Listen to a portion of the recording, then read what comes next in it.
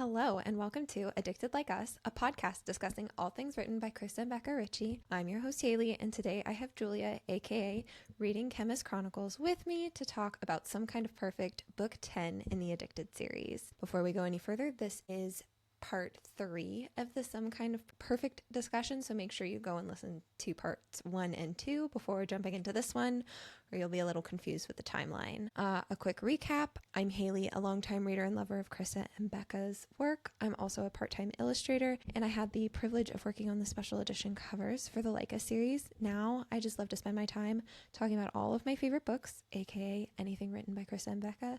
So the Addicted Like Us podcast was created so I could sit down with friends and discuss all of our thoughts. So let me reintroduce you to Julia. I'm Julia, and I'm also a longtime reader of Krista and Becca Ritchie's books. I've been reading and loving their books for 10 years now, and I first found Addicted to You on a Goodreads list, read every book that was out, and continued reading every book as they released.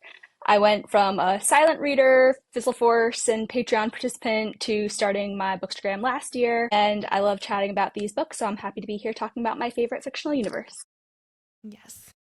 All right, so to catch us all up, we last discussed, we're still in the middle of the year 2019, and we basically left off with knowing that Rose is pregnant with their 4th child, and Lily also just announced that she is pregnant with her and Lo's 2nd child. And I really feel like it's so hard to recap because it's all like tiny vignettes of what's going on in their lives. Like, those are the really big things to remember. And they're just continuing to film We Are Calloway and, adjusting to having kids that are famous and being famous. That's essentially what's been going on. So we are picking back up with chapter 14. It is May 2019, and we are at the Manhattan Medical Hospital in New York, and Rose is in labor. We're about to meet the 4th baby.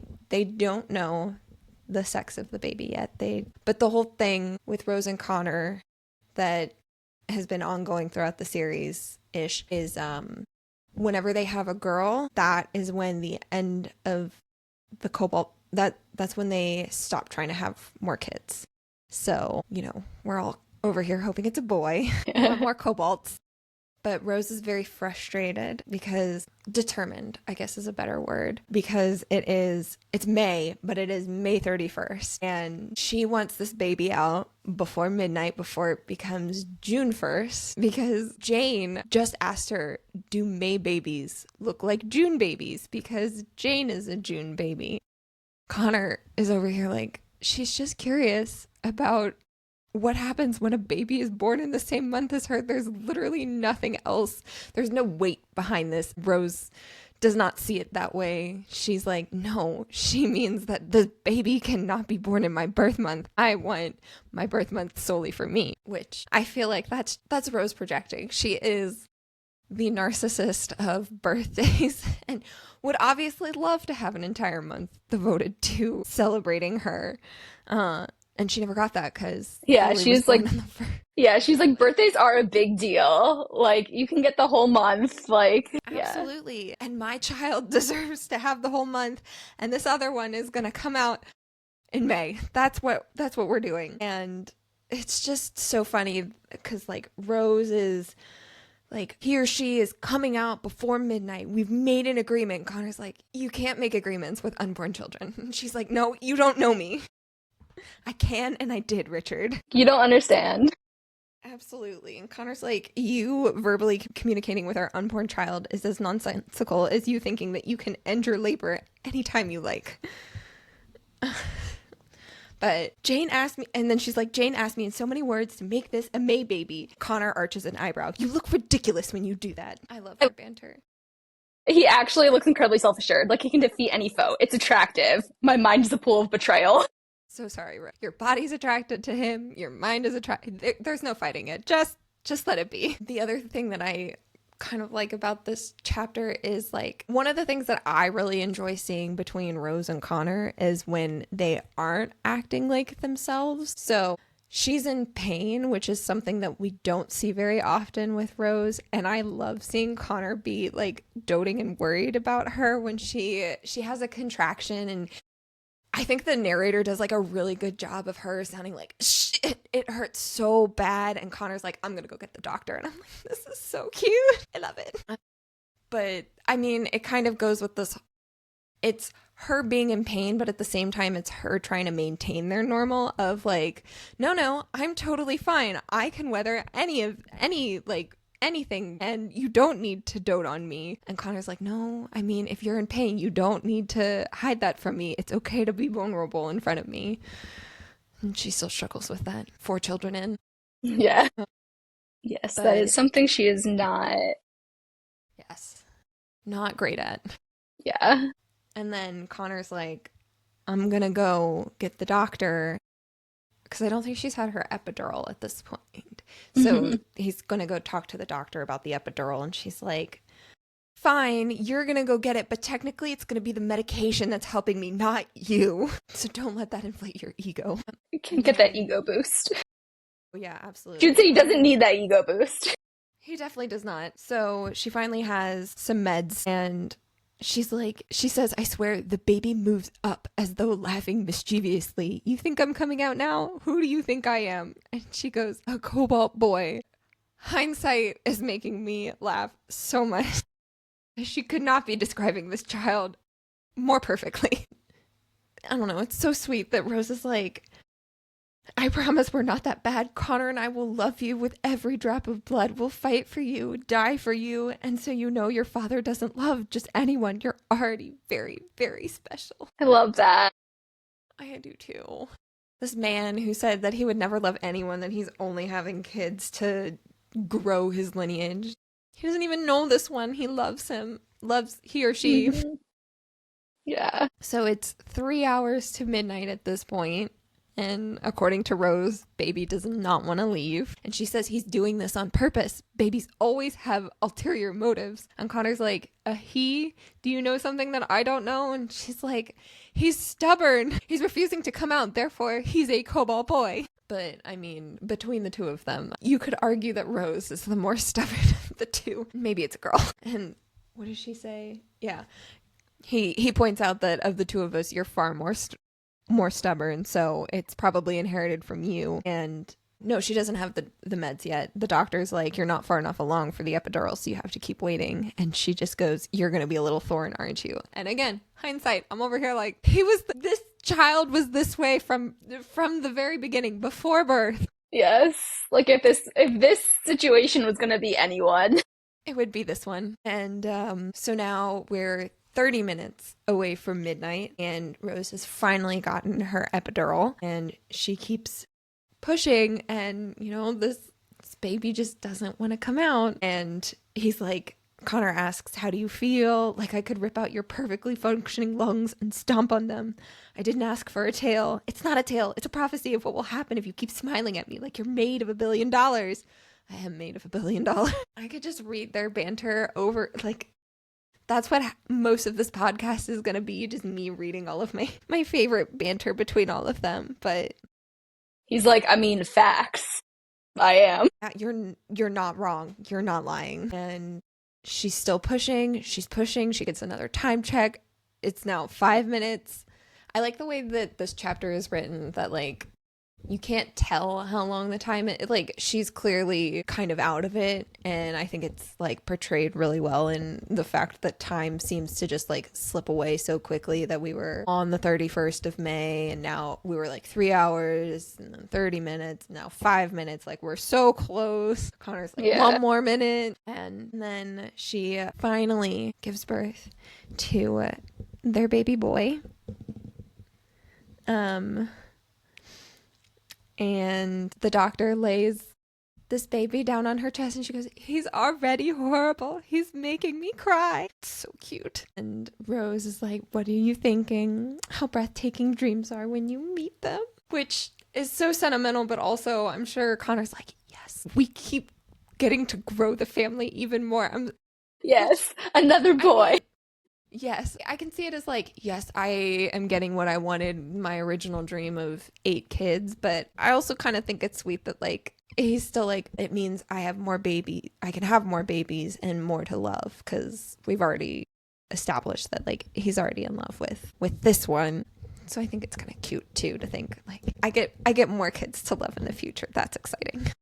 Yeah. And then they quote to each other, "We can never give up longing and wishing while we are thoroughly alive. There are certain things we feel to be beautiful and good, and we must hunger after them." And it's a George Eliot quote from The Mill on the Floss. And so Rose, as we've seen throughout the series, Rose usually picks their first names and then Connor gets to pick their middle names. So Rose picks Elliot as his first name. And she notes that George Eliot is the pen name for Marianne Evans, obviously a woman. So Connor picks Alice as kind of like a nod to the more feminine name that he gets. And it's so sweet that he picks Alice from Alice in Wonderland. And she goes, "Alice from a story that has a smoking caterpillar and a cat that grins wider than you." I love it. But he says Alice because she reminds him of Lily. Both gentle and imaginative, can be witty in their own right, and they're prone to falling down rabbit holes. I think you really see like, and I feel like it's because this book is kind of like after, which I guess you kind of see it in the first 9 books, but like because it's after, I guess, like the love story, so we're kind of like wrapped up through this, and it's kind of like an epilogue novel. You really see a lot of the like other relationships and like just like Yes. the nods to them, like you see a lot of like the Connor and Daisy, Connor and Lily, Reich and Lily, like you see a lot of those, and just like even little nods to them, and like with the naming of like you just see a lot of that, and I think that's like a really important and fun thing, like seeing how like Connor chooses that name because of Lily, and that is like knowing how like, I mean, they've like their friendship has been like so long and grown so much, and that little nod is so like, I don't know, so cute. Sweet. Yes. Yeah, no, I completely agree. This book gives us the chance to explore more of the platonic relationships versus just the romantic ones. And I love those just as much as the romantic relationships. I think they're just as fascinating. And it's really sweet to see how meaningful these friendship, like we know how they started. Connor was just Lily's tutor, and he like only wanted to befriend Lily and Lo because of the connections that they had as wealthy heirs and heiresses to these big companies. Now he's naming his child after her. I love it. Yeah, and she only chose him because his name was cool. Yes. Fate. This is fate, Yes, Richard. really. So they have that sweet moment. His name is Elliot Alice. And then the doctor comes around and she's like, "By the way, this little one was born at 12:01 on the dot. So June 1st, baby." And she goes, "There's still time to name him Brutus." And then she goes, I would never do that. You're in love. You're in love. Two truths. What shall we do with that? Have another. More love. I can agree to that. Yes. I'm very excited for more babies. So this is the first. We have Rose and Connor welcome the birth of their baby boy, Elliot Alice Cobalt, on June 1st, 2019. And so now we're on chapter 15. It is now November. We're at the Hale house, and this is Lily's point of view. And she is interrogating Reich because he's going to take Maximoff and Jane for a camping trip. And at this point, they are 4 years old. Yeah. Yes. 2015. I can do math. They're 4 years old, and so Reich is going to take them by himself, as in Daisy's not coming, but the bodyguards will be there. I think this is where we first meet, or I think so. Let me double check. Yeah. Yes. Okay. This is Yeah. the first time that we meet Maximoff's bodyguard. His name is Declan. And Price is also going to be coming, and that's obviously Daisy's bodyguard. But it's just going to be those three, Reich, Price, Declan. And so no other Core 6 parent is coming. So, you know, a little nervous. She's like, do you have an axe? What are you going to do if a bear comes at you guys? Which is funny. Like, we saw a little bit in, I think we saw a little bit of it in Hot House Flower when they went camping, that like Lily was nervous about the wilderness. And then when they bought the lake house, since that was in the middle of nowhere, Lily was also worried about Willow had brought up moose, and she was like, I'm afraid of the moose around here too. And like, it's okay, Lily, everything will be okay. But so she's a little stressed about that, and the fact that obviously Daisy's not going with him, and she points out that Reich takes more risks that with his child than Lily would personally take with her kid. It's mostly the fact that Sully, who is a year old, 2 years, a year. She's 2018. Yeah. Baby. Yeah. One So she's not time. 2 yet. Has a rock wall in her bedroom. Little baby climbing. I wouldn't expect anything less from a Meadows baby, though. No. I don't know, rock climbing's in her blood, in her name. She'd be fine.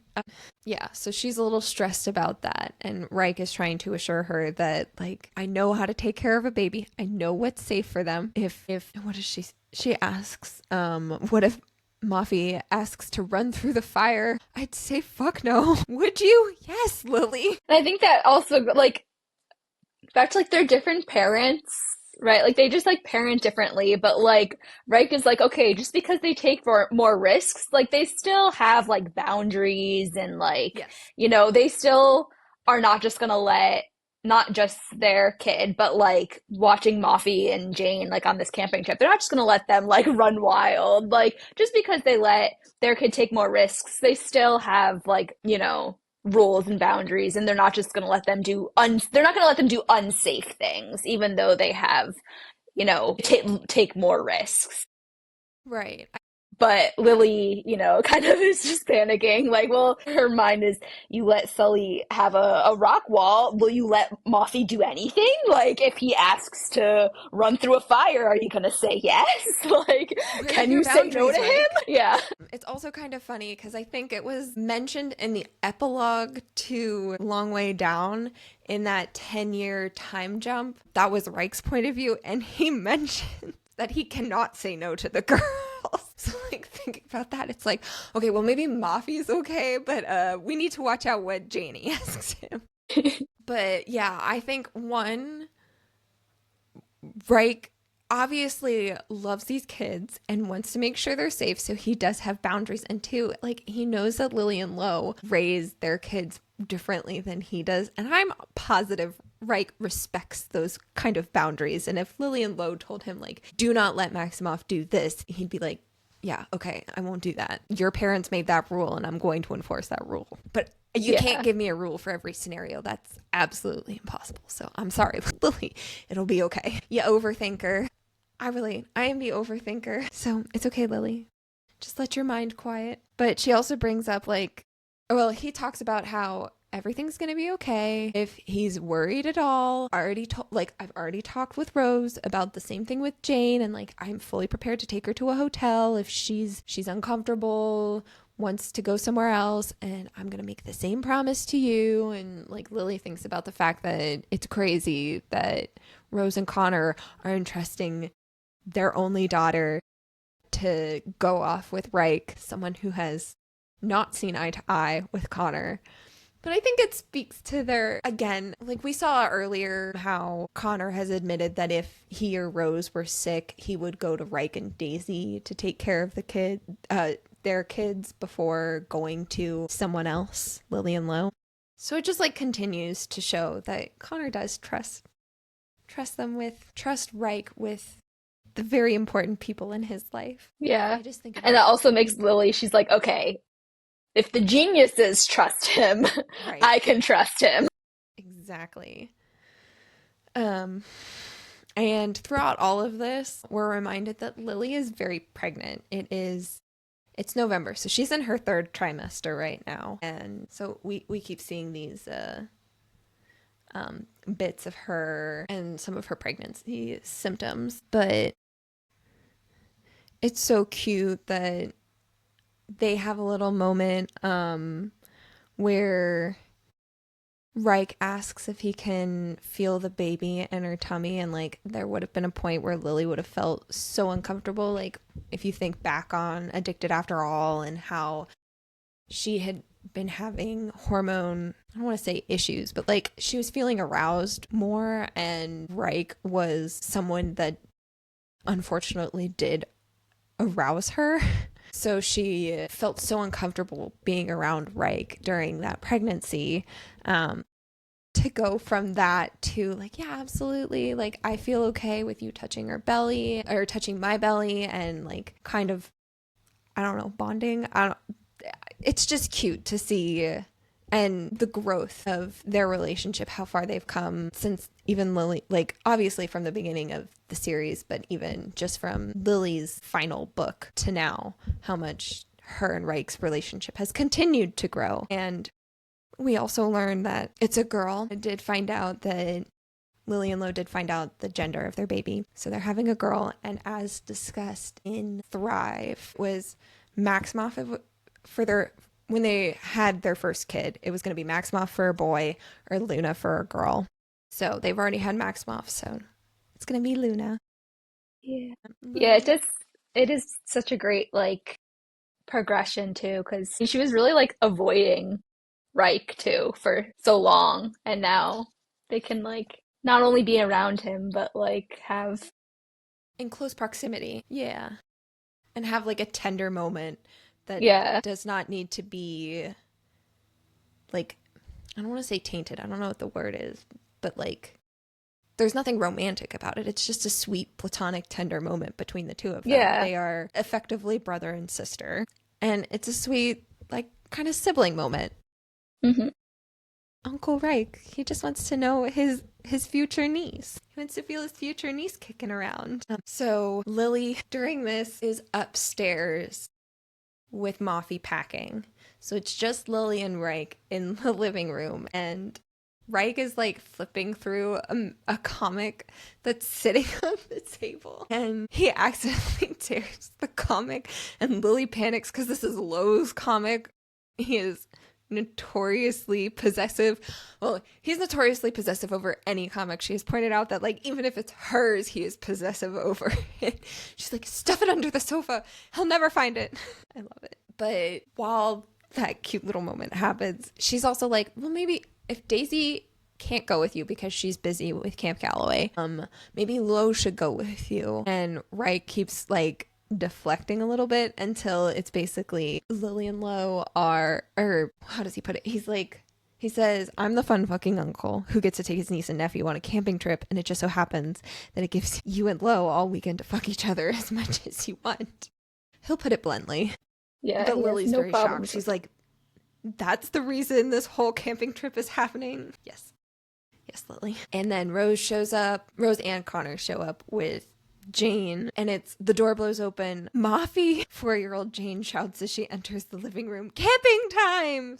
I love, there is like no knocking. There is no formalities of being invited into the house. It's just, nah, I'm coming in. In fairness, she did start life in that house. So kind of her house, her old house.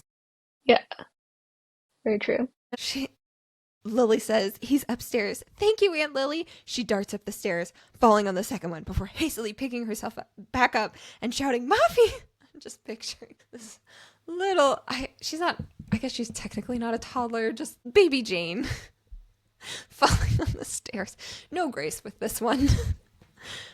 Her parents are like, her poised, more collected. They're not stumbling after each other. And then we have their kid who is not that way. So cute. Lily asks Connor, like, are you worried at all? Like, if anybody is smart, like, if Connor's worried, that's my gauge that I need to be worried too. Because then it may rain. Yes, there's a 55% chance. That's it. That's all he's worried about. And then Maximoff comes Then Maximoff comes down the stairs and Lily says that he has Ray-Ban sunglasses and a leather jacket, and she points out that he's dressing more and more like Reich, which is so cute. So cute. He idolizes his uncle and just wants to be like his cool, fun uncle. But Lily's also Also, pointing out, yeah, yeah, go going ahead. back to, I think it was a few chapters ago when they had that bad Celebrity Crush article, but that he's so Mm-hmm. cool. Like, he's a cool Yes, looking kid. he's so damn cool. Like, his Ray-Bans and, like, jacket. Like, okay. I know. I was not dressing that way when I was 4 years old. Like, 4? No. Listen, this kid is styling. But yeah, so he is trying to emulate Reich, and he has no clue, but Lily and Lo, and I guess Reich would probably be very aware that the three-way rumors that have been circling them for so many years at this point aren't helped by the fact that Maximoff has dark hair, which is Jonathan's hair, but also the same color as Reich's hair, and the fact that he's dressing like Reich, it's like feeding more into the paternity questions in the three-way rumor. And it fucking sucks, right? Because like I've talked about this for so long. I'm so mad. It was Melissa, that girl that Reich took on the fucking trip. She was the one that brought it up first, so I'm pointing the blame at her. And the cascading effect that it has had, that it does not just affect Lily, Lo, and Reich anymore, it is now affecting Maximoff, that people are going to question this now. And he has no clue at this point, but he's going to grow up and this is going to surround him. I'm just so mad. I hate it. And it's like, don't, like, you'd think people would be like, okay, this is like a child, right? Like, this could affect like a child, these rumors. And that's just like terrible. Like, but Crazy. that's how like These are media his formative and years. yeah. You're going to do, like, this is going to do something to his psyche to make Mm-hmm. him question who his dad is. And, oh, I hate it. And Just lots of like Lo, stupid rumors. Like, so baseless, dumb. stupid rumors. It's awful. And I think Lily kind of, that just also reminds me how awful it is that, like, she brings up, I worry that if Mafi hears about my dirty closet, he'll find me gross. He'll find reasons to hate me. I've been in the news long enough to have a sense of how I'm perceived alone, not beside Lauren Hale. It's not so good. And I hate how, like, Lily on her own is nothing. The media thinks that's nothing to idolize or that there's anything good about her. It's only the fact that she can stay monogamous with Lo and that Lo is so devoted to her that they see something good in. It's fucking stupid. I hate the media. Yeah. Like the story only, or like the perception, I don't know, like were only turned when like their Mm-hmm. relationship became like more of the focus rather than Yeah. like her story became like Lily and Lo's like story together. And it did kind of Yeah. change like the narrative, I guess, but like that is so so true. Yeah.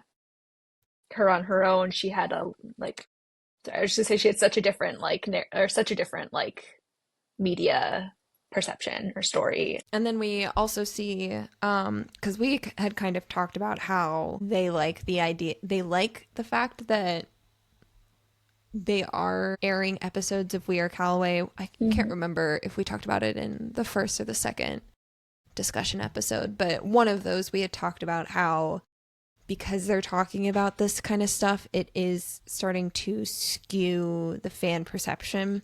And Lily points out that when she explained why calling her a nymphomaniac was so detrimental and or why it was so hurtful, the fans started standing up more for Lily, and that fan pressure caused Celebrity Crush to retract their article. So it's not necessarily changing the minds of these media outlets and tabloids, but it is changing the way the fans are seeing these characters now, which I think is nice to see. Have changed their, like, the fans will go after them for criticizing like Daisy's PTSD and depression. She said, Yes. I mean, and really, like, I mean, they're just all they care about is obviously like money, like the media celebrity crush. So, like, what if fans are upset, they're not gonna pay, buy the mag, like Exactly. that kind of stuff. Like, that's gonna, it's not out of the goodness of their heart, it's out of like Yeah.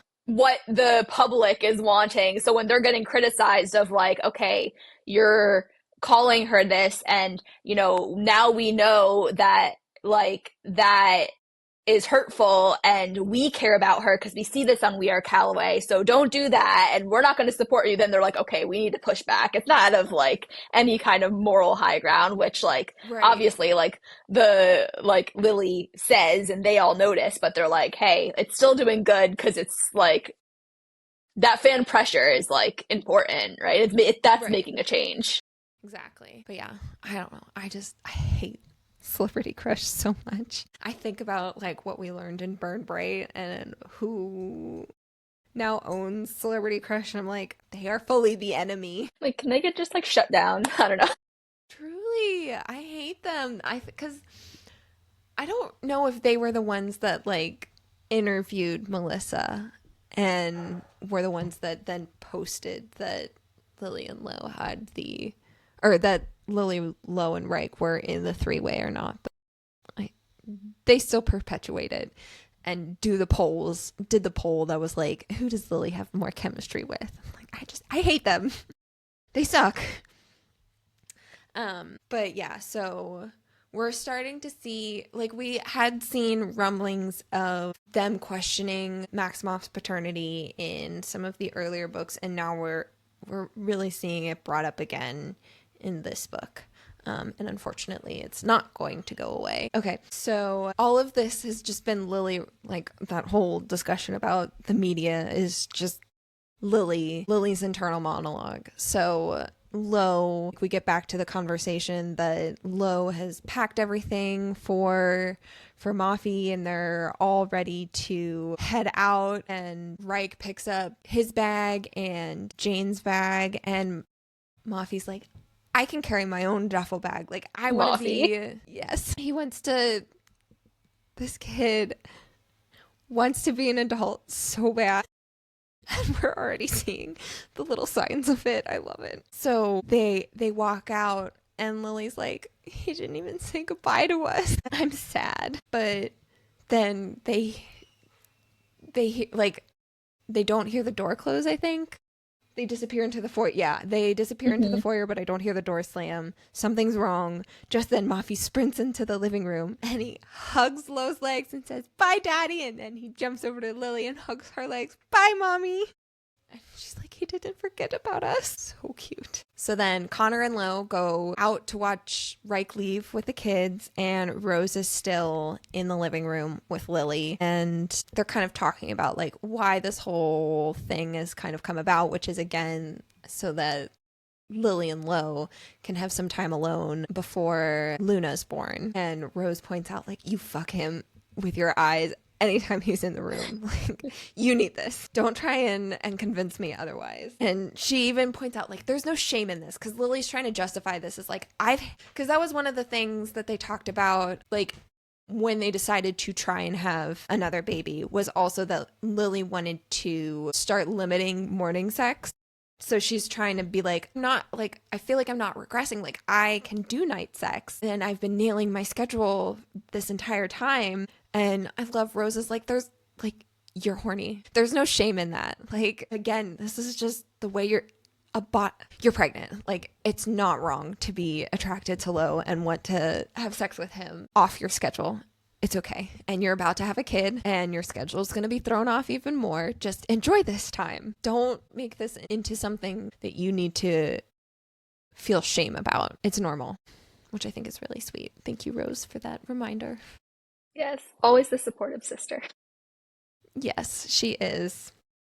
And then we also learn Rose isn't showing off much of a baby bump in her blue dress not too far along. I still can't believe she's pregnant again. Then I can. She's determined to have a girl, and so she conceived right when she was able to have sex following Elliot's birth. 6 weeks and then pregnant again. Insane. So yes, another kobold is already on the way. They have a 6-week-old. Well, no, I guess not 6-week-old. Elliot was 6 weeks old when she conceived, but they have an under 1-year-old, a 4-year-old, and 2 2-year-olds. Crazy. Yes. Like they say, it's the cobalt chaos. It is. And then when Rose and Connor leave, Rose is like, please tell me you unthawed the chicken fingers before we left. And Lily is like, the media kind of speculates that Rose and Connor feed their kids like 5-course meals every night. Nah, they eat chicken tendies. I love that actually so much, especially that we get kind of like a little, I don't know, we just like get that little tidbit because it's like, I don't know, like people could think like, okay, they have these like elaborate meals or whatever, but it's like, nope, they just feed their kids what they want. Like you get frozen, like you get chicken tenders, you get like, I can just like picture them, I don't know, giving them like pizza and chicken like tenders and French fries. Nuggets. Yeah. Like just whatever. As a kid, yeah. Yeah. Like, but that is very, like, yes, they're, like, very elaborate and fancy and, like, that's them, but also they're very, like, be who you are and, like, you know, like, they're not gonna, like, force something on their kids. They want their kids to, like, develop their own personalities and be who they are. So that's also very just them. They're not gonna, like, force their kids to eat, like, this fancy 5-course meal when they're 4 and 2 and 1. Like, they're not gonna do that. So, like, that is also, like, very them. So... yeah, I don't know. I think that's just like a very funny little tidbit to be yes. Like, yep, they're getting the chicken fingers. It's also just very funny to picture like some dino nuggets. Yes, but it's also at this point, it's Rose and Connor doing it too. Like I'm picturing Rose putting the dino nuggets on the oven, like the baking tray, and putting it in her oven. Like there's no chef that's doing this; it's them cooking. Yeah, I think that's cute. Mm-hmm. So then it's finally Lily and Lo are alone, and it's so sweet that she's like, with one look, Lo is telling me that I am worthy, beautiful. You're far from trash, Lily Hale. Yeah, you are. You're so far from trash. What are you talking about? But already she's feeling aroused, and she tries to sort of distract from that of like what are her plans for the night, and they're having date night. They're gonna watch the Rogue cut because they never watch the bonus features on their Marvel movies. They always opt for something else, so they're gonna watch the Rogue cut. They get like, it's 20 minutes in and Lily's getting squirmy. Sex seems better than superheroes. And she's not subtle about it. She's in her head throughout all of this. She is just thinking like, I want sex with him, but I'm not going to ruin date night. But I am aroused. Maybe I could sit on him. What if I sit in this position? And like anal doesn't sound nice, but like, I still feel good in that position, and there's nothing wrong with some position that sounds dirty, and like I still feel good about it, and that's okay. And she's like, not while she's thinking this, she's nodding to herself, and Lo's like, are you okay? You're nodding to yourself. I love that he just knows that, like, too, like when she like is nodding, he's like, okay, you're in your head. Way in your head. Like the fact that she'll like pat herself on the shoulder and like give herself pep talks, and she's so expressive with her own internal monologue. It's the cutest thing. And then he says you're only doing that when you're boosting yourself up over something. I'm reminding myself that anal may sound like an ugly word, and I can still like it, and that's okay. I nod again. Fuck it, I'm a nodder. She's so cute. And Lo had like tried to get her attention, and she's like grabbing onto his hand. Like he has his hand is on her face, and she's like holding onto it throughout this whole conversation. And she's like, this is yours. And he gives this look, and she's like, unless, can I have it? Lily Hale, you can have more than just my hand. So they do eventually have sex, and it's like, no, don't feel guilty that you're ruining date night with sex. Like, Lo wants this. I want this night with you because I want to fuck you, not just because you want to fuck me or because the 6-week no sex period after Luna arrives. He also just, wants to be close with her. And God, what was my other thought? I don't remember. I lost it. But so Lo does make her feel better about the fact that like she's not ruining date night. And then she also points out that Lo thinks like she's so needy. She has been pointed out. It's been pointed out that she is high maintenance during sex. In a loving way, he told her. Yes. She said. Yes, I want to sit on you. I suddenly blurt out. I also tell him 4 more positions that are impossible pregnant, including one that involves oral. But it's very sweet that like they have this closeness, and then they take a shower and they get a text from Reich afterwards with a picture of all of them out camping, and that Jane and Moffy have huge goofy smiles, and Reich, who even has a hard time lifting his lips, smiles too. So cute. I love the idea of Uncle Reich hanging out with his niece and nephew and having fun. And Lo's like, he looks happy. Your brother or us both. And she says, I'm glad we did this. We chose well. Moffy spending quality time with his uncle. It's all positive, which I love. Like, and she says, Lo and I having quality time alone. It's all positive. So yes, like just because Lily is maybe not sticking to her schedule, there's nothing wrong with that. That's positive. Also, the fact that Maximoff continues to show how close he is with Reich, and that this is obviously going to encourage him to continue to emulate Reich. None of it's bad. It's okay. The media is going to speculate and it's going to fucking suck, but that does not mean that they should destroy any kind of loving relationship that Reich and Moffy have together. Like, they would rather go through the hard times of dealing with the media than destroying that uncle-nephew relationship, which I think is very sweet. Yeah. And I think also because like when they were first, like when they kind of pointed out that like Moffy was like dressed like Reich and stuff like that, like Lois saying like it's not about like his feelings, like he's just worried about Moffy and like how he's gonna, if things come out in the media and they're like he just is worried about like how he's gonna like have to deal with stuff, and like Lo's not, it's not, nothing's about his feelings, like he wants his son to spend time with Reich and to have Reich be a role model to him. Like he loves his brother and he thinks like his brother is the best uncle and like the best role model. So like that is like he loves seeing that. He's like, the only worry is that like how is the media, going to be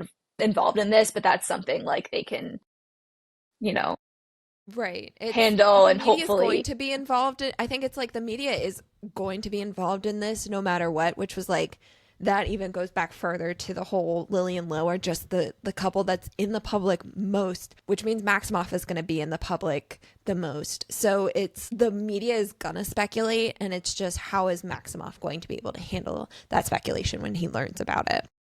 Right.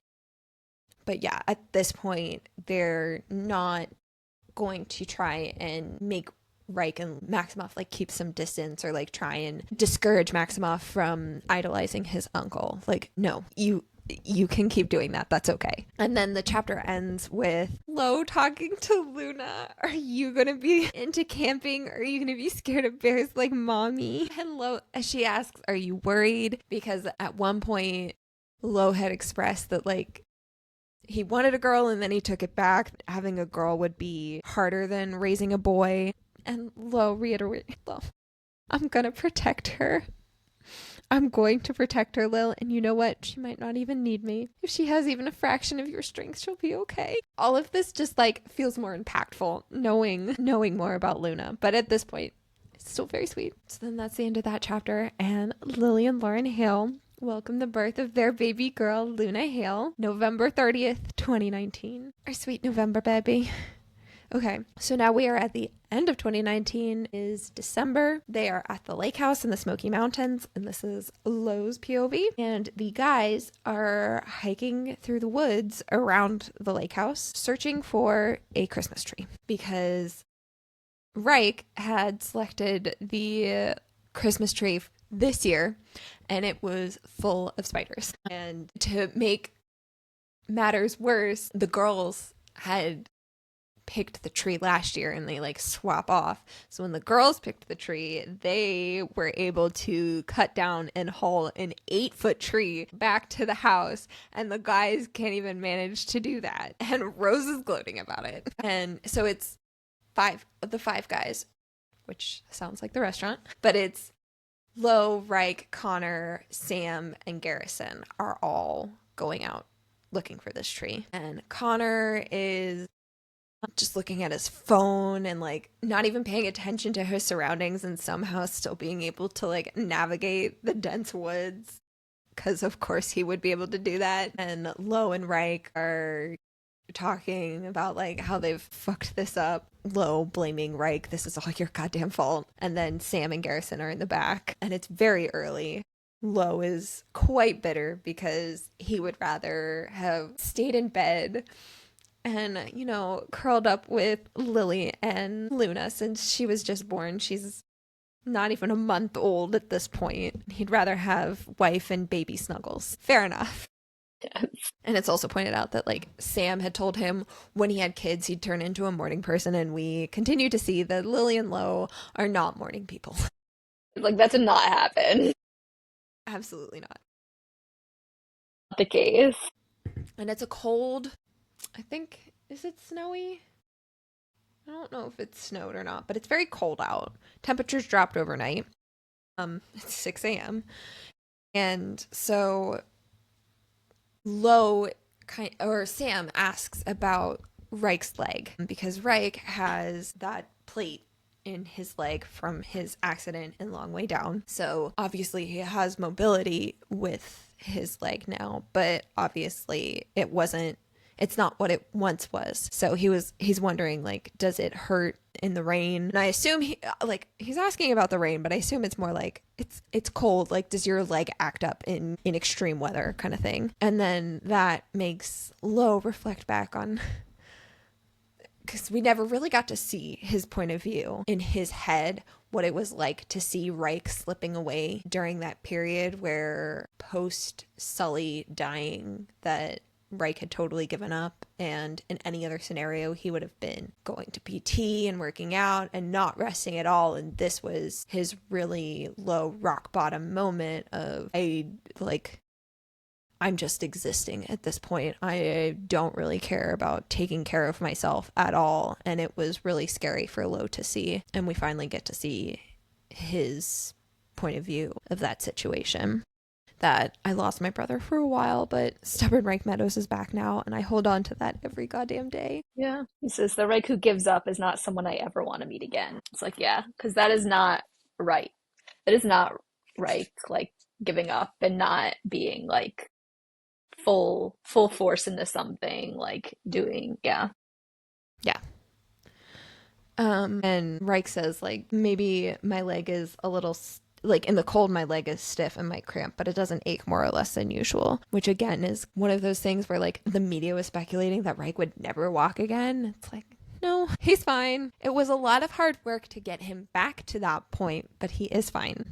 And meanwhile, Connor's still looking at his phone, and I love Connor's grip tightens on his phone. His annoyance so apparent on his face that I don't even question its existence. I think it's so interesting because Connor is someone who's always hidden his emotions, and it's either the fact that he's incredibly annoyed and he feels comfortable enough to let this trusted group of people see that annoyance and be vulnerable enough for that. Or I could also see it as like Lo knows Connor so well that he can recognize these little nuances in his expression and be like, yeah, that's Connor annoyed. Either way, I think it's so cute. He's like, did the artist fuck up their oil painting of you?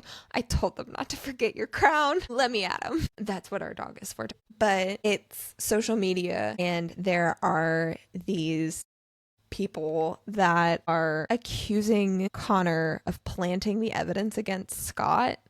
So way back in Field of Fire, Scott had finally been arrested because he illegal recordings of Daisy in pornographic situations, and she was a minor in those, which is why it was illegal. So Scott was arrested, and there are apparently people out there that are accusing Connor of planting this evidence, and I find it like mildly ironic. So he's reading all of these stupid tweets from these people, and he says that all morning I've been sent hundreds of notifications like that one each time my assistant blocks them, and then this person creates a new account. Where does he say it? It's something like, he says something about like these are people behind the accounts, but I thought it was ironic because he like straight up says that, but now bot accounts exist, so it could very well not be a human.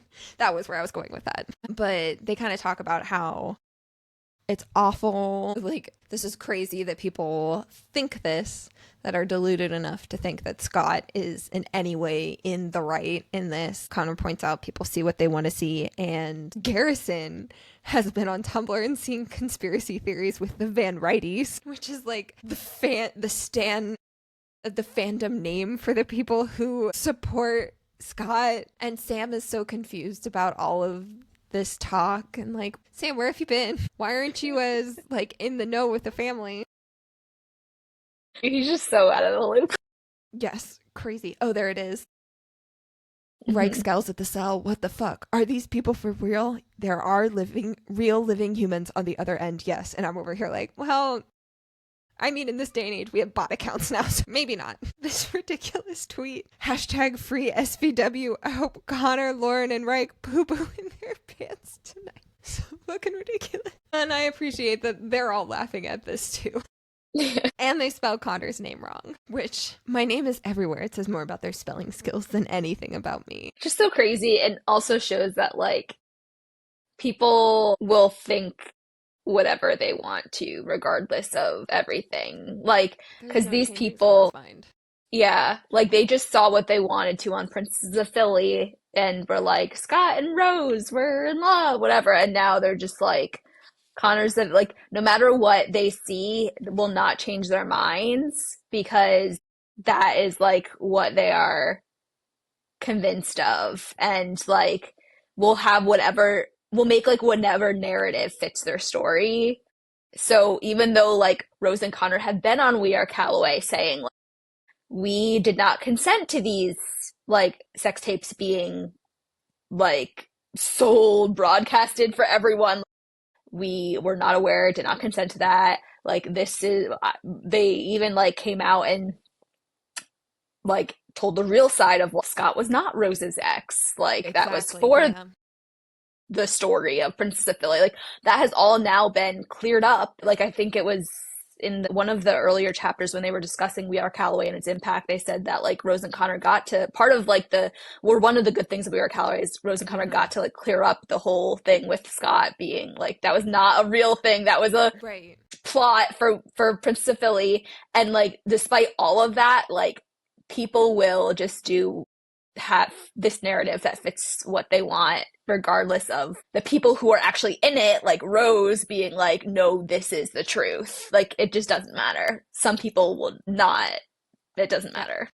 See what they want to see. Exactly. Mm-hmm. And then Sam asks about like the details of all of this, and they say that they share that Connor was the one that found this. Like, Sam wanted to know how the cops even figured out that Scott had these tapes, and Connor was the one that discovered it, but that wasn't made public. Like, that is under wraps and like the circle of trust. Lowe says he never asked for recognition, never wanted thanks or anything. Connor did what he did and he left it at that, which at that time we had seen like how hard it was for him to be fake with Scott in order to do that. And I don't know, I think there's something about it, like that sentence is so, that little paragraph is so short, but I kind of interpret it as like Lowe does feel grateful and is certain that like Reich and Daisy feel grateful as well, and Connor's not even asking for that, and he did some hard things to do it and like was willing to do it, and that's okay. And I don't know how I wanted to put this, but I think it's sweet that they recognize like even though they didn't know necessarily the extent of everything that Connor did to figure that out, didn't know the depth the way Rose did. I think I interpret that paragraph as them still being like incredibly grateful for Connor and admiring of the fact that, I don't know if humble's the right word, but like that he isn't asking for thanks or like any recognition about it. Just like, let's move on. And then Garrison offers like, I can try and find these people and find their IP address and send them like malware or whatever. And Connor's like, no, you're employed by Cobalt Inc. and you can't commit a crime while you work beneath me. What happens if I do? I'd fire you. So then they've wandered far enough at this point. They still haven't found. Rose wants an 8-foot tree, and they have not really found a tree that fits that. Garrison's over here. Like, Connor was asking for the tape measure. And Garrison's like, you don't need a tape measure. Just have Connor stand next to the tree. And Connor's like, I'm 6'4". That does not equate to an 8-foot tree, and like, you work not for accurate. Me. Yeah, I'm investing in you, which means you should be beyond elementary math. And Reich guesses that it's like a 7-foot tree, and they're all totally fine with that. It's not what Rose wants, but it will make her feel better that they were able to get an 8-foot tree the year before, and Connor is like willing to deal with that. And then Connor asks Lo about the 6-week no sex rule now that Lily has had Luna, and they talk about the fact that all of them had decided to do the no sex rule after Maximoff had been born, and they're very grateful that they decided not to keep that pact and that tradition going this go around. But Garrison is so incredibly confused because they say that we all had to suffer during that 6-week no sex, and Garrison's like, what does that mean? I thought Lily was monogamous. And Sam's like, what? No. Sam's distress is the best part of this. And Connor's just like, clarity is key. Yes. And they explain, and Garrison's like, you all are weird as hell. And Lo's like, look at that, Sammy. You were included in our circle of weirdness. Yeah. All right. So 2020. And then we have this sweet quote from Willow. Being away is difficult, but the hardest part is the physical act of leaving. Oh my God, Willow. We'll get into this more in the bad rep episodes. Yeah, I can see that being hard. 2020, it is January.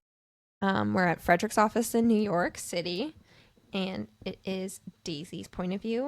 And this one is one of my favorite Daisy chapters. It makes me so emotional. So Daisy is at Frederick's office for a therapy session. So as a reminder, it was in Fuel the Fire that she had been struggling with her PTSD and insomnia and had switched to a new therapist, or had been trying to find a therapist that would really help her because it wasn't as effective before. So she started seeing Frederick. So Daisy's just sort of following the different paths of her mind at this point. So we're not like at the crux of why she's coming to see Frederick at first. She's just wondering, like, Frederick, did you ever think Connor was going to be famous? And not in the sense that he is now, but I figured he'd be revered by among people in his profession, not the entire world. He's globally famous. Christ. But we see that Daisy had trouble sleeping the night before. I never slept last night. 1 hour. Pressure refuses to leave my chest. I want to sink to the floor, but then I want to run through every door and never come back, which is sad. Like,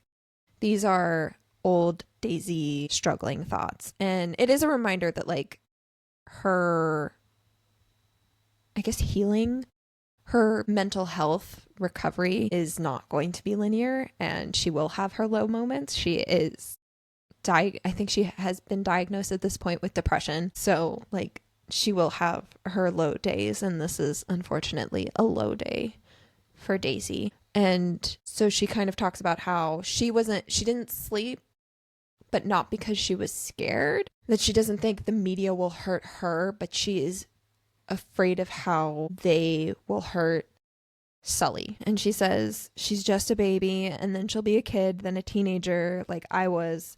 sometimes I wonder if I'm meant to watch her go through everything I went through. But Daisy had taken Sully to swim lessons, and there was somebody who got high-res photos of Sully. And up until this point, Reich and Daisy have been really good about keeping Sully out of the public eye. Like, they've gotten pictures of her before, but her face has always been covered up. There are like these grainy pictures. They've been really on top of keeping her face away from the media. And unfortunately, that ended yesterday. And what's worse is one of the pictures was her picking a wedgie when she's just a baby. And like, yeah, she's gonna adjust. But it's turned into an internet meme. All People are before she so turns mean. 2. I know. She says all a before she baby. turns 2 next month. She is so innocent. Are you kidding? Yeah. I think this also goes to show too we've talked about this, but like how different they all are. This really shows, which they had talked about at the beginning of like Reich and Daisy, like they want to keep her out of the media. Like, Moffy and Jane, like they've been in pictures, or like they've been a lot more like paparazzi involved, but like Sully, they haven't gotten like this. She's almost 2, and these are the first like real pictures the media has gotten, which is like that's a long time to not, for like how famous the families are. That's the first time. So they've had to put a lot of effort into not letting the media take pictures. And I think they said like not like covering her shoulder, like just like not letting them get pictures. But that also like is not only have they tried to keep her out of it and stop the paparazzi from getting pictures, but also like it is something that like Lily and Lo probably couldn't have done because of just like the levels of their fame. So it really goes back to that like original conversation they've had. But that is like, she's almost 2. Like, they've done so well. Yeah. And she points out that Reich, so it was Daisy and Sully. And Reich was even more, like, Reich never blamed Daisy for the fact that they were caught unaware. And he was more upset over the entire situation than Daisy was. Rose, Lily, Lo, Connor, and even Garrison all came over last night to be there. Willow dropped in via Skype. Like, they know how important this was to them. And the fact that, like, in a sense, they were violated like this. Their support. So it's so sweet. So we see that support system that Daisy has. And then Frederick brings up that, like, Sully is going to have her own support system. Moffy, Jane, Becca, Charlie, Elliot, Luna, like her little support. Oh my God. I'm tearing up thinking about the cousins being the sweet support system. And they will. And oh, it's awful. She's like, Rose told me it's always been easier when the tabloids focused on her and not Jane. I'd give anything to have them yell at me, Daisy. And Frederick tells her, like, no one would ever wish your experiences on another person. And they certainly don't want those experiences. We don't want Sully to have the same experiences you did. But one, she has that support system with her cousins. And also, if she does go through something like that, she'll have you, like a mom who did go through something like that. And you'll be able to be there for her and show her that you can overcome that kind of thing, that it's not some end all. And then he says, the greatest medicine on earth isn't a pill, it's compassion, the ability to make someone feel less alone. Someone very close has been this to you, right? Then I remember, it's not impossible. This feeling will go away soon. Just wait. The walls will dissolve. Just wait. The sun will rise again. Just wait. She'll be okay. Yes. My sister would call you magic. She would. Yeah, and he knows Lily. Yeah, but he already knows she's the truest believer of us all. Do you ever bring up magic just with Connor just to annoy him? And then who comes into the office? She goes, speak of the genius. And at this point, she's like on the couch and she's laying upside down, like with her head dangling upside down off the sofa. And Connor's like, why am I not surprised? But because you never are.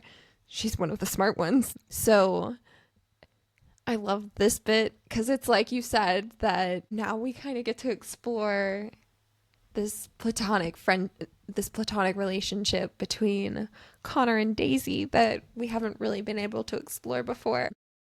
And so Frederick's like, Connor, why are you early? You're an hour early. You're not supposed to be here yet. And Frederick's like really frustrated with him. Connor stares at Daisy. I love, Reich would have just picked up my legs. Lo would have said, move your goddamn body. Connor, he just stares at me like it's expected. Like the couch is his. The floor is his. Like, and for some crazy reason, I don't question it. No, does that always work? Only if you're me.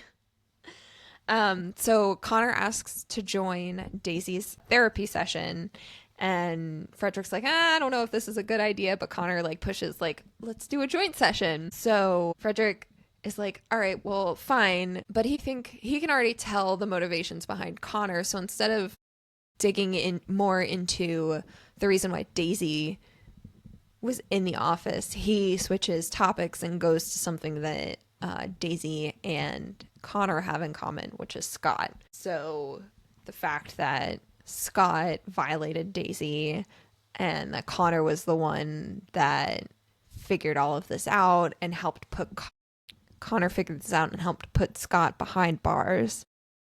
Frederick even brings up that, like I just said, that Daisy was violated by Scott, and Frederick points out that Connor also was violated by Scott, and Connor's like, no, violated is a grossly exaggerated term to describe what Scott did. He pissed on my front lawn. He's the equivalent of a rodent scurrying from a nearby tree and urinating on my property. That's it, Rick. Like, that's very verbose of you, Connor, and I feel a little... You're leaning more towards the flowery language that Rose uses, and makes me feel like, no, I would say that Scott violated you too, Connor. Yeah, it's like he's really it's interesting because he really is like he does really let his emotions kind of show there, Mm-hmm. which I feel like he doesn't really do much in front of Daisy. Yeah. Like he he definitely does Or more towards like people he is more comfortable like right. the kind of like the core six and like people he's closer to. I think a little bit less. I think even Daisy might say at some point that like Yeah, right after. I'm watching an yeah, unfiltered version of Connor, something only seen in a director's cut edition, and I shouldn't really be privy to it.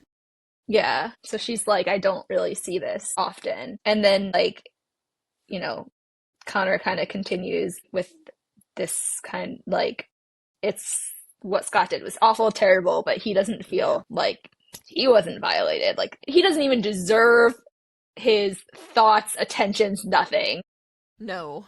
Which fair? And yeah, and Daisy even like says, I think a little bit later, like that Connor, like he clearly has emotions about it, but it's Yes. like that it's like he can't even like recognize or can't even doesn't even want to like the put that I guess emotion to it that like he like she says I can't tell who's right, maybe they both are, maybe Connor struggles to reach the bottom of his emotions when he truly Mm-hmm. thinks don't exist within him, maybe it's Frederick's job to pull them out, Yeah, but I was it's gonna like say he like, can't. Yeah, yeah, like Connor had always struggled to truly feel certain emotions, and this is kind of just like one of those instances where he'd rather revert back to that version of himself. And Frederick's like, no, no, no, we've had a breakthrough moment before that. And he points out like, you're human, Connor. It's human to be affected by trauma. And Connor then deflects and he's like, did you sleep well? And how many hours? Were you frightened? She immediately guesses like Rose's concerns at Connor here, wanting more answers about my health. And she lies. It says 15 hours of sleep. It was insanity. You should have been there. Total party in my head. So it's like her also kind of reverting back to the way she was, where like, I don't want my family to worry about me. I'm that yes kid that like, everything's fine. Don't place your concern on me. Of like, yeah, I slept 15 hours and I cried, but only because I dreamt of a world without chocolate. And then finally she confesses that she didn't sleep. And then, but tell Rose that I plan on taking a nap when I get home and that I already feel better. I will. He texts Rose right in front of me. Not shocked that I figured it out why he's Like here. he's not hiding that. I think this might be like an odd comparison, but I feel like they both kind of are similar in the way that like they kind of deflect like showing I can their see that. emotion and like for maybe different reasons, but like Connor when Frederick's trying to like poke at the like, okay, you guys both have this thing with Scott in common, like you were violent, and he's just like kind of gets into it, but then he's just like, okay, and Daisy, like how'd you sleep? Like he tries to deflect Right. off of him onto someone else. And like he Yeah. does that a lot when it comes to like his like emotions or stuff with him. But Daisy kind of does the same too when it's like, but like rather than deflecting onto someone else, like a lot of times she like deflects with like comedy and like just like making Yeah. a joke and like if it tries to get like too um I guess like deeper emotional onto like how she is feeling and she doesn't want to like bring the mood down or something, she'll just like she did there, like kind of like make a joke and stuff. So like they're kind of similar in that way, like they kind of do it in a different way or maybe it's for different Mm-hmm. reasons, but like they're kind of both similar and like when it comes to like really getting into their emotions they'll just kind of like it's like deflect and like not do Yeah. it. So I think that's kind of funny because they are very different in a lot of ways, but in some ways like they're kind of yeah. But yeah, so then Frederick redirects. Like, no, no, no. We're gonna talk about Scott. Both of you. I said we were gonna talk about Scott, and you're going off on all of these different tangents. No, no, no. Let's bring it back. And he's like, Daisy, do you have any questions for Connor about what happened? Anything that you want to talk about? And Daisy wants to know like how much of the video did Connor witness? And he admits, like, I just saw enough to know that what I was watching was illegal, just to confirm, but I didn't see anything else, like, different than Daisy witnessing Rose and Connor's sex tape. A little less violation of, I guess, unconsented viewing of her sex life. But she goes, that's what I always thought, and I really, really appreciate what you did. And Connor's like, no, you don't appreciate me. Like, I did this for selfish reasons. Like, I wanted to, like, get Scott out of my life and my family's life, and I used that evidence and, like, essentially your trauma to get rid of him. And she says he can paint the selfish portrait, but that picture is half complete. Maybe your intentions were never to help me, but you did. And it's not the only thing you did. The fact that he stopped Julian from going any further and Princesses of Philly. And she asks how many photographs, but like, I'm thinking specifically of in Hot House Flower when she had been stripped naked after being kicked out of that runway, and there were pictures taken of her and Connor took care of those, and she has realized in time that Connor was the only person who would have had the means and the resources to make that disappear. And I believe he did it because he loves Rose and Rose loves me. What power their love truly has. Quite powerful. And And it's like I think like he would say like, well, don't thank me because I didn't do it specifically for you. I wasn't thinking like am doing this to help like, but even she said with like, I you, think yeah. you did it because Rose loves me and you love her. Mm-hmm. And that's enough, like for Daisy, Yeah. like that's enough. Like you did it because you love Rose and Rose loves me and like, and you still, you did it. That's Right. like, that is enough. I Like don't you don't have to think like, okay, it's not the right selfish whatever. reason. Yeah, yeah. So then Frederick mentions that Scott's sentence is ending soon. He had like 5 years, and how are the two of them going to handle it? And Daisy just says like he did his time.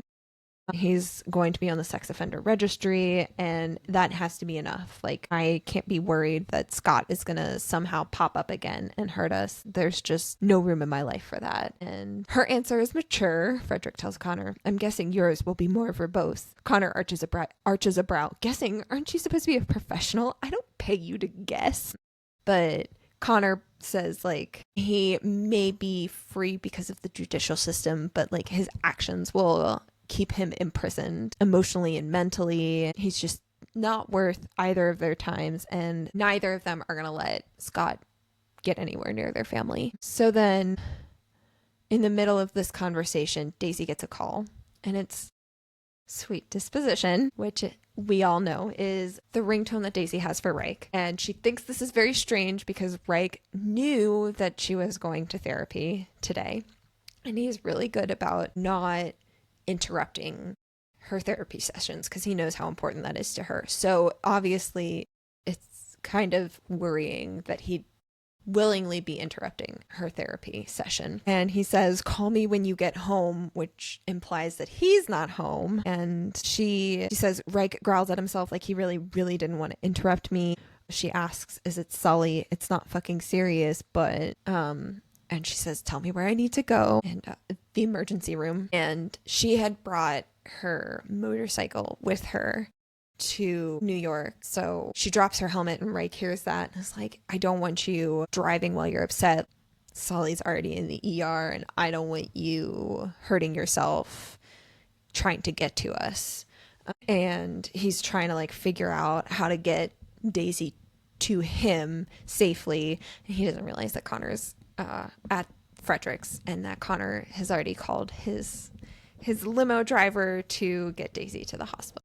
Which I love that, like, she says out loud, like, the emergency room, and Connor's already, like, handling transportation for her.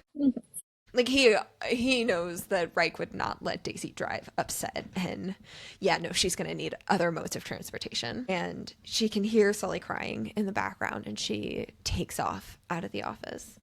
So Connor drops her off at the hospital, and they're waiting in the ER, and she explains that Sully has a bead shoved up her nose, that Reich had been doing something and just looked away for a second, and Sully had shoved it up there and it got stuck and they can't get it out and it kind of hurts her. She's got a little bit of toilet paper shoved up her nose while it's bleeding.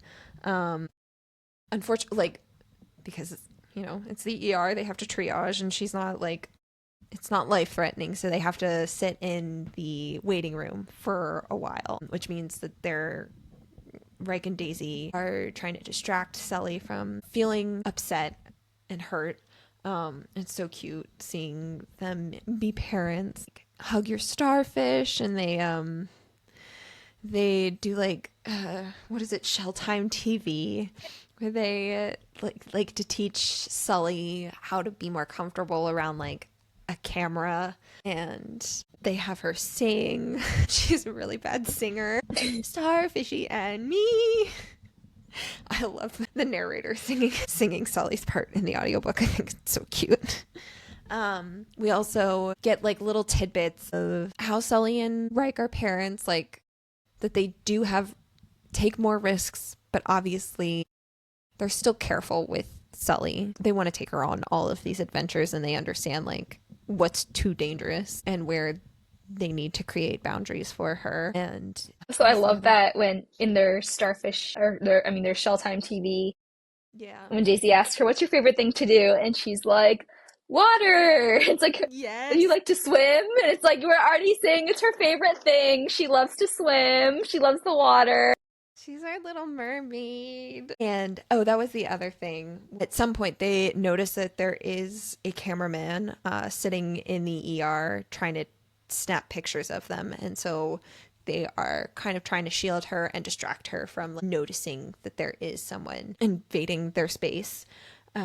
This is kind of the first time that we really see them in the hospital. Like, there have been a couple of times where they've needed to go to the hospital, but I feel like they were emergencies and were rushed in right away. And this is one of those first instances where they're not. They don't have their bodyguards with them. And so Daisy's like, when I told Connor what happened to Sully, he actually proposed something on the ride here. I totally forgot about it, but I think we should all consider it a concierge physician, so we can thank Connor for the canes eventually joining the family. But yes, so something to think about for later, concierge physician working for the families eventually. And Reich nods, it's a good fucking idea. I said that to Connor, but without the fuck, and he told me, I know, I only give out good ideas. The bad ones come from all of you. Typical fucking cobalt. Poopy poo, fucky fuck. Our little foul mouth mermaid. She's so their kid, because like that, and then before she was like, "Starfish and me." She's just so like so like Daisy and Rice Kid.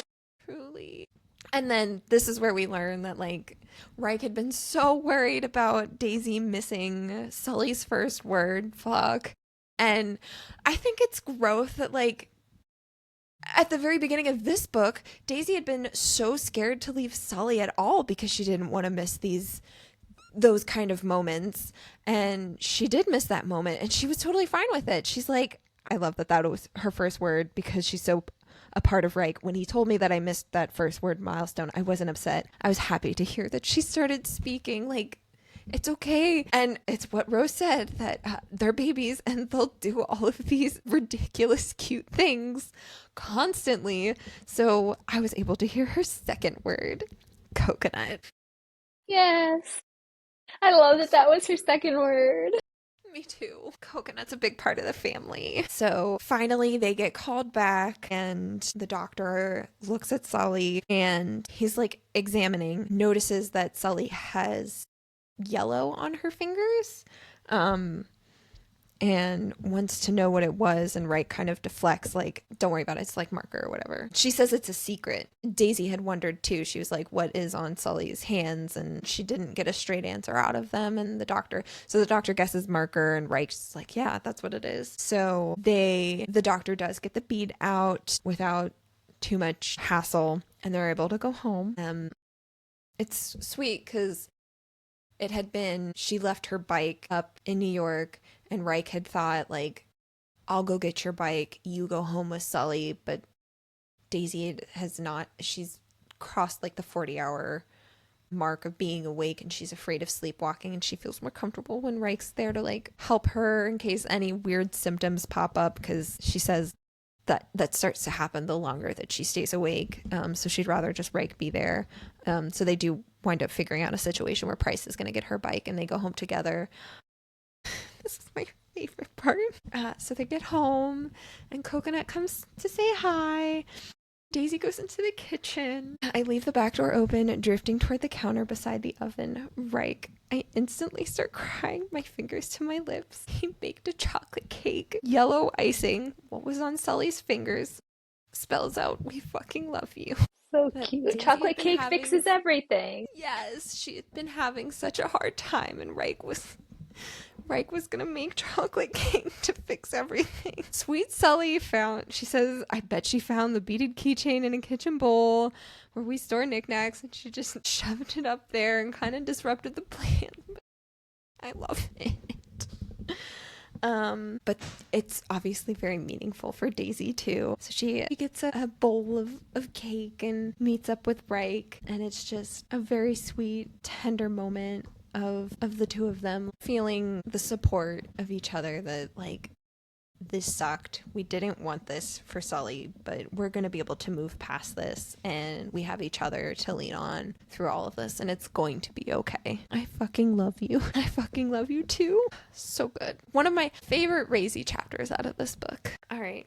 It's just it's so Yeah, cute go and ahead. so like I don't know, just like a little like moment where they're just like I don't know what I'm trying to say, but like they're just like they're in the hammock like with their chocolate cake cuddling, and it's just like a little moment after like a hard day, and they're just there together, and it's just showing like that like support and intimacy, and like yeah, it's just so cute. Perfect.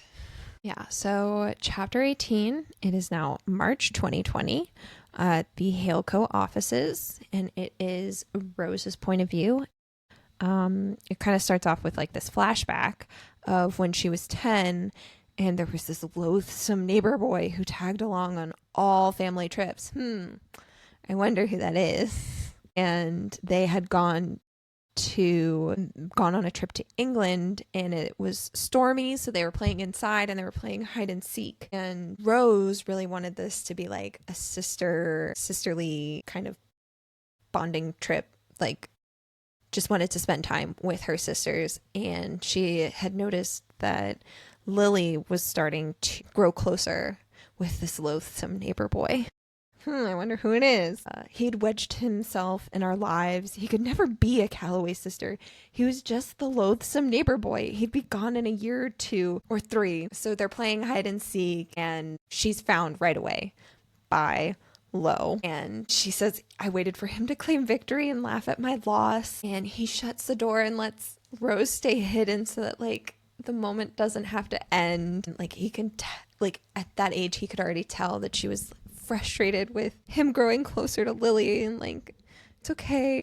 I recognize this. I'm not trying to step on your toes, and I'd like to return to when I was just 10 and tell myself that this loathsome neighbor boy would always be a part of our lives. Lauren Hale would always be one of us. Maybe not a Calloway sister, but the closest thing to one. Which I find funny when you think about Lo being like the biggest gossip of the girls, and like that he'll crash girls' night. He tries to be the honorary Calloway sister. It's not Willow, it's Lo.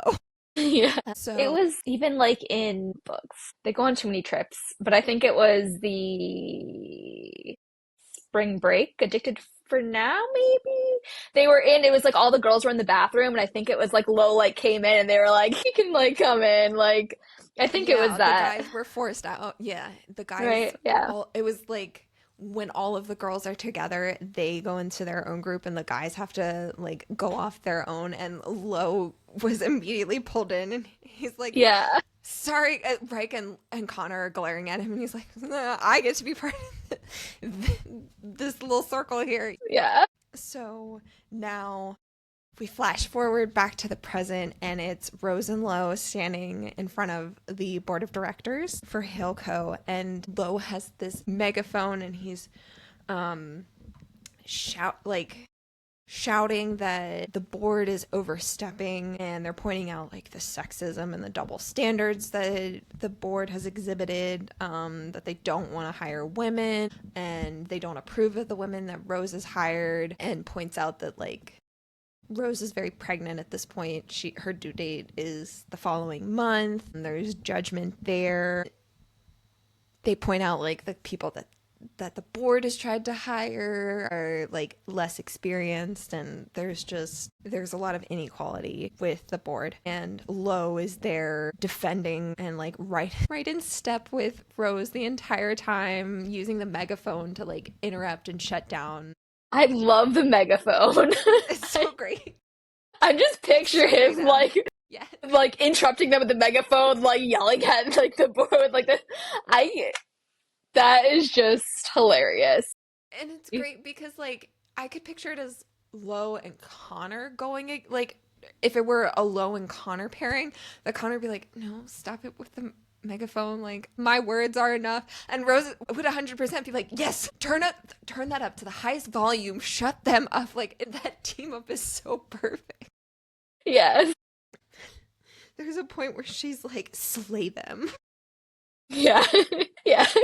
So Lo finally comes up with like, well, I think I should be the president of the board. And Rose is like, what is he's going off track. This is not what we discussed. And Lauren Hale just went rogue. The 14 shareholders look caught off guard, so Lo takes a moment to whisper me, what, Queen Rose? You didn't think I had it in me? And Lo convinces them, like, the president of the board is supposed to be the face of the company, and I'm already the face of Haleco, so whatever differences we've had, this makes the most sense. And he convinces the board, they take a vote, and all of them, including the current president of the board, is like, yeah, Lauren Hale should be the new president of the board. And when they leave, she's like, why didn't you tell me? Because, Rose, I wanted to see the look on your face when they all raised their hands. How did I look? Weepy. I didn't know demons could cry. She's so proud of him. And she said he wasn't scared then. He believed in himself the whole time. And it's like, oh, how far he has come. Yes. Like, he didn't have a doubt.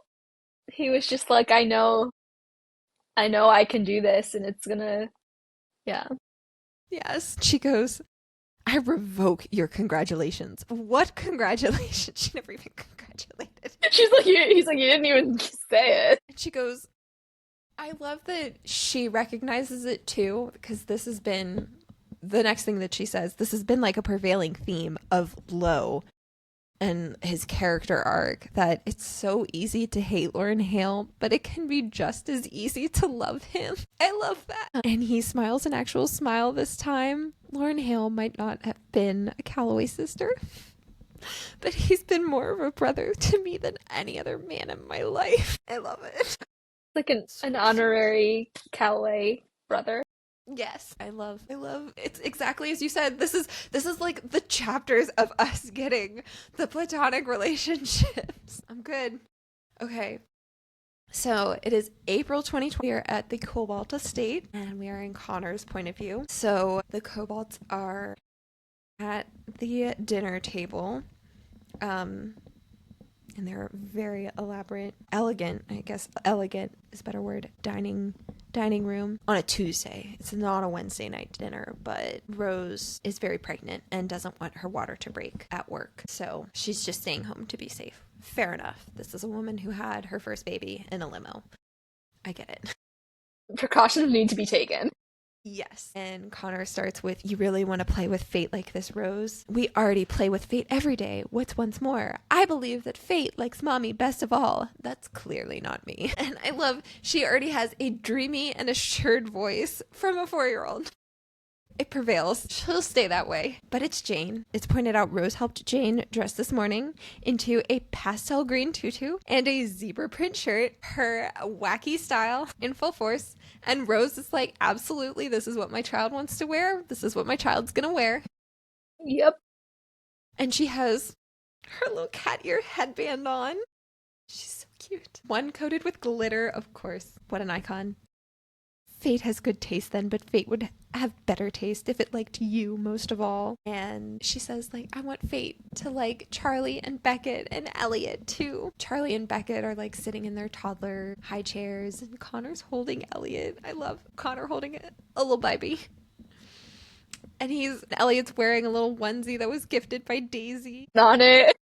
So perfect. And I love, so then Rose is like, it's decided, fate loves us all. With this, we should begin the ceremony. And she's so formal about this. And she is speaking to her husband, a 4-year-old, 2-year-olds. It makes sense. And they're like, and the kids are like, yeah, this is the way my family acts. I don't know how to behave any differently. I love this bit too. Before we start, I think we should tell Charlie and Beckett, oopsie nudie, come here. She drops her food. She drops a noodle. And Connor notes that Rose has trouble not smiling. She completely and hopelessly loves our daughter. Migraine stretches. I completely and hopelessly love them. Yes, so much love going around. We love to see it. And we also see Sadie has returned. That was something that Rose and Connor had talked about way back when we had learned that Rose was pregnant with Elliot. They had that discussion about bringing Sadie back. So we finally see that Sadie has returned home and Jane is absolutely infatuated with Sadie. She still she sees the cat and she tries to reach for it. And Rose and Connor have to like tell her, no. You gotta let Sadie come to you. And Jane's like, okay, fine. I won't touch her. But like my focus is entirely on this cat. Cat queen. She just loves her. So much. And so then we get back on track that before the naming ceremony that they're about to have, Jane wants Charlie and Beckett to learn about their namesakes. And so, again, still so cute. Like, Jane Eleanor is asking for a preamble to today's ceremony. Are we all in favor? To the 4-year-old, the 2-year-olds, and the 11th-month-old. And Connor. Connor says, I am... You just want to delay fate. And he winks at her. You have a twitch in your eye, Richard. She goes, I suggest a new preamble. We silence all those named Richard, Connor, Cobalt. And 4-year-old Jane's like, no, mommy, freedom of speech. Rose looks too proud of Jane to be upset losing the battle. But then she's like, what's a preamble? So anyway, Jane it's just like very slow going to this naming ceremony. Rose looks like she's possibly having a contraction. There's a moment that it looks like she's restraining pain, and she's texting Connor in the middle of this. No, not a contraction. Read my lips. And then Connor looks up, Patience Richard, that she mouths to him. So then Jane explains Beckett is named after Samuel Beckett, a play something or other, a playwright, a playwat. And this playwat is famous for something or other named Waiting for Gouda. And the way they go about this, like, Godot, or yeah, I think it's pronounced Godot, and Gouda is a cheese. Connor's just, like, very factual about this. I love that they kind of like are just looking at each other like, okay, who's gonna take this? Like trying to like make each other like, okay, you do it. Then Connor's finally like the one who does it. Like it's Gateau, good as a cheese. It's like neither one of them are gonna like want to do it. And Beckett's middle name is from a writer called James Joyce. And this is where Connor explicitly says that he always picks out their middle names because he values his middle name. And Rose picks the first names because she values first names. So then Jane tries to stand on her booster seat. Jane, both Rose and I say. And then her little butt falls back to the seat. Charlie, Mommy was anticipating a girl, and you were meant to be Charlotte after Charlotte Bronte. And then Rose decided to alter Charlie's name when she saw that they were twin boys. So then Jane stumbles over her words as she tries to recall the reasoning behind Charlie's middle name. She looks to me for help. I seize the expression tight. My mother never wanted me to exchange that look with her, not even when I was a child. If you're a big boy, you'll figure this out on your own. I did, of course. I thrived without parents, but this expression, this exchange with my daughter holds an incredible amount of value to me. I'm necessary in my children's lives. It's not a weakness on their part. Can you help me? Always. I will always help them. Charlie Keating Cobalt. And that's me, Charlie says in a much clearer tone than most 2-year-olds. We already saw Charlie was the one saying no more often than anything else. And now we're seeing that he can speak very clearly for someone so young. Charlie was named Charlie Keating after John Keats. And because Rose had to alter the first name that she had chosen, Connor chose to alter Keats to Keating in solidarity. And so they begin the naming ceremony, and the way they're going after this is that Rose is going to hand Jane a list of names, and Jane is going to pick one, and in Rose's head, this is fate directing Jane to the name. Because she can't read them. Right. She's 4. And Connor also says, we haven't checked the gender, but Rose is positive we're having another boy. Without any scientific indication, I can't be as sure. But she only has boy names. So Jane picks a name, and it is Tom from The Adventures of Tom Sawyer by Mark Twain. And Connor picks Caraway as his middle name from The Great Gatsby by F. Scott Fitzgerald. So Tom Caraway Cobalt is their decided name, and he says, I'm about to reply, but Rose and I watch Jane slip beneath the table. I duck with Rose to see where our daughter is going. Sadie's curled in a ball napping, and Jane strokes her soft fur and whispers, you're the prettiest kitty, Sadie, the prettiest I've ever seen. And Rose is like, I told you so. And you said Sadie wasn't capable of loving anyone else but you. Pets change. Just like people. So dinner's over. It is 8 o'clock. Rose and Connor had been down in the living room. They'd put most of the kids to bed, but we're in the living room as Elliot was about to take his first steps, and Jane is screaming bloody murder, Connor's words. And it's so sweet seeing protective daddy Connor mode, running up to take care of his scared daughter. He doesn't know what's going on. Did someone break into the house? They don't know. She sounded frightened, like, is she hurt? And then they don't know, is she hurt? And then she like screams again. It sounds less like she's in pain and more like she's scared and crying. She's like trying to pull him away from her room. There's something in her room that's scaring her, and she's inconsolable, and he recognizes this as emotional pain. And Rose finally gets upstairs. Charlie and Beckett are sitting next to her, and she's got Elliot. And Connor's like, I've got 4 children and 5, including this impending one. And a wife as strong-willed and courageous as any person comes. I do anything to sustain this life with them, to keep them feeling safe and protected. Love is power, and I can't tell you why. I awaken and I know I come second. I will always put them first. Oh my God, Connor. This is a man who only made decisions that would benefit himself, and he is out here saying, I will do anything that would benefit them first before me. Like, he didn't even think love would be something for him. Like, had no place in his life, and here he is. It's perfect.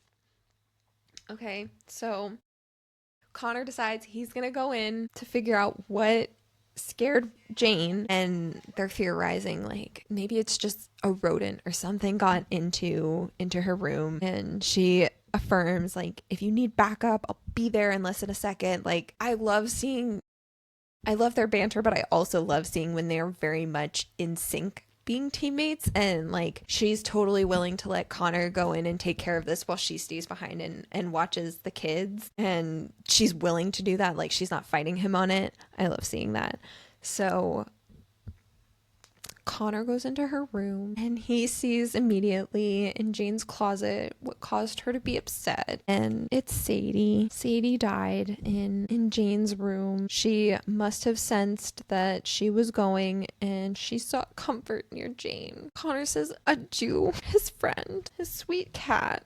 Not sweet cat. I just think all animals are sweet by the logic of them being animals. I love pets. So Connor is like, okay, I'm less fearful for Jane, but this is a new thing that we have to explain to the kids, that like this is their first experience with death. So he recognizes that this is something he's going to have to explain. He tells Rose what happened, and Connor's like, I'll carry the cat out. She deserves more than a shoebox burial. She's a kobold. So they then try and explain to Jane, like, what do you think you saw that Sadie wasn't doing well? Something's wrong with Sadie. Can Rose and Connor make Sadie feel better? And Connor, in his very Connor Cobalt way, no, I cannot make Sadie feel better. Or I will not make Sadie feel better because she can't be healed. She has died. Once something or someone has died, it can never return.